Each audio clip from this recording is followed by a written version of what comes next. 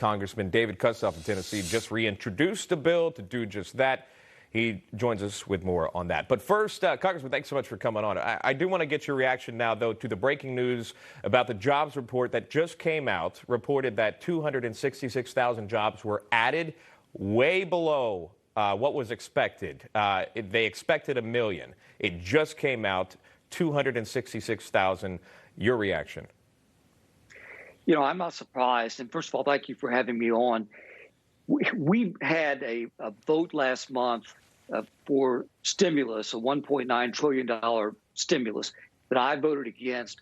One thing that bill did was it continued this enhanced unemployment benefit and gave stimulus payments. So when I'm in my district, which I'm in now, travel and talk to small business, medium-sized business, I hear two things. One is business is good. Two, we cannot get people to come to work.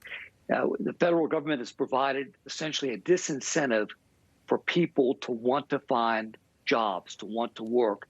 And so that jobs report does not surprise me. And unfortunately, this benefit that I just talked to you about that's embedded in the stimulus bill goes through the first week of September.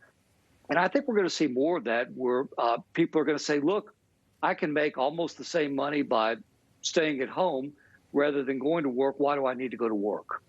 It's a valid point, and it's interesting to talk about how Republicans see these spending bills that are pushed out by the Biden administration and how Democrats see them, and that has been the chief argument. Now you have some substance there to back up what you're talking about. Again, extending those unemployment benefits, encouraging more people, as Republicans have said and critics have said, to stay home instead of finding those jobs. But you've seen a couple of states push against that. States like Florida, South Carolina, asking you to prove that you're finding a job. You have to start showing proof of that. Is Tennessee doing the exact same thing? Where does Tennessee stand with that and getting people back to work? Well, and Montana's another state that is doing the exact same thing under Governor Gianforte. One thing that Tennessee is doing, which I think is interesting, and it just passed this past week, is actually to give a little bit more money for unemployment on the front end, but cut the number of weeks that people are eligible to receive those benefits. And the thought is exactly what we just talked about, that really all things considered, the economy is performing really well. We know, thanks in large part to the Tax Cuts and Jobs Act passed under President Trump in 2017. Pre-COVID, we had a red-hot economy. That is a reason that actually the economy performed as well as it did during COVID. The federal government has pumped a lot of money into the economy. And again, businesses are doing pretty well. People are flush with cash. You talk to anybody in the home improvement business and the grocery store business and the car business, any business, they tell you that people are coming in and they're paying with cash, but we've got to get them back to work and off the couch. Yeah, it's something to continue the conversation because we know that there were issues with the union jobs, the Keystone Pipeline. Talking about that, you would think that these jobs would be added. Again, that's a story to follow. I know I brought you on for something specific, so I want to get to that. Again, talking about a bill that you're introducing here in regards to China and their potentially stealing intellectual property. Tell me more about that. So this is a bill that Senator Cotton and I on the Senate side have been working hard on over the last year or so, and we just reintroduced it. Essentially, here's the rub. We know that China is an adversary. We know that they're in competition with us.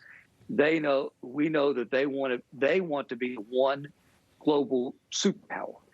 And unfortunately, as we are the leader in technology, and we're still the leader in technology, they send some of their students, their foreign nationals, over, and the purpose is they educate here, but they steal our technology and they steal what they learn here and then take it back to China. So what this bill would essentially do is it would say that if there are any students who are in graduate or postgraduate studies, they can't get a visa for STEM studies because we don't want them, again, taking the technology that we're developing here in the United States and taking it back to China and stealing it. And it really comes to the forefront when, within the last month or so, the FBI director has said that the FBI opens up an investigation into Chinese espionage almost every day. And that highlights the problem. What do you think the Biden administration is doing about this? Why haven't we seen a tougher stance on China? You know, obviously that's a question that President Biden would have to answer and the Democratic leaders would have to answer.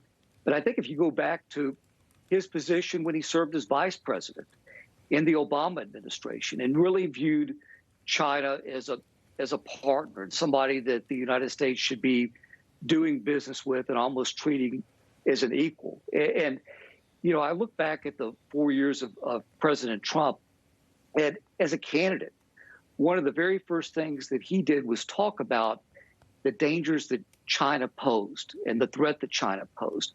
And, you know, from the moment he came down on that escalator as a candidate through his 4 years as president, he really turned the thinking of the nation to focus on exactly that. So I would hope that the Biden administration would pick up on what Senator Cotton and I are doing, because it could really thwart the ability of these Chinese nationals to come over and steal our technology. I want to stay on that topic. I want to play a couple of comments here. These are Biden's comments about China. This one on the campaign trail. I've met virtually every major world leader in my role as vice president and as foreign relations chairman over the last 30 years. And that's not hyperbole. China is going to eat our lunch. Come on, man. They're not a competition for us. And then I'll play this for you, and I'll get your reaction. This is Biden just yesterday. The Chinese are eating our lunch. They're eating our lunch economically. They're investing hundreds of billions of dollars in research and development. That's why right now, if it keeps going the way, they're going to own the electric car market in the world. They're going to own a whole range. We got to compete. Your thoughts to that? Clearly, obviously, a contradictory statement if you play what he said on the campaign trail versus what he's saying today. There is a small shift, but a lot of folks also want him to hold accountable where the origins of the coronavirus, which hasn't been discussed. What are your thoughts on that? And then also pushing perhaps harder stance on Russia versus China. Well, a number of things. One is, we all know with the World Health Organization that they did not do an investigation, a full investigation into the origins of the virus. The Chinese shut them down, but yet President Biden wants the United States to rejoin the World Health Organization. We need a full investigation working with the Chinese, and the Chinese need to cooperate.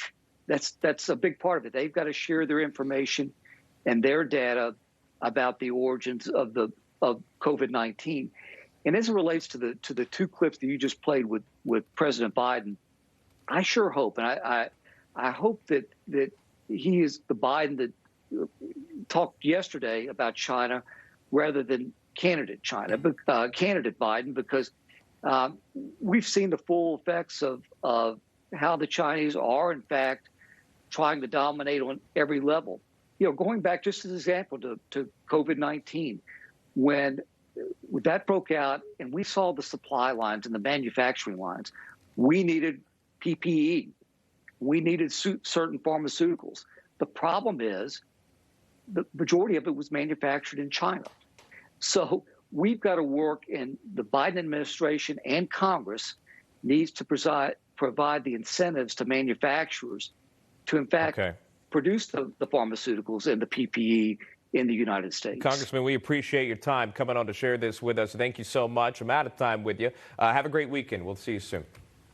Thank you. You as well. Thank you for having me. Okay.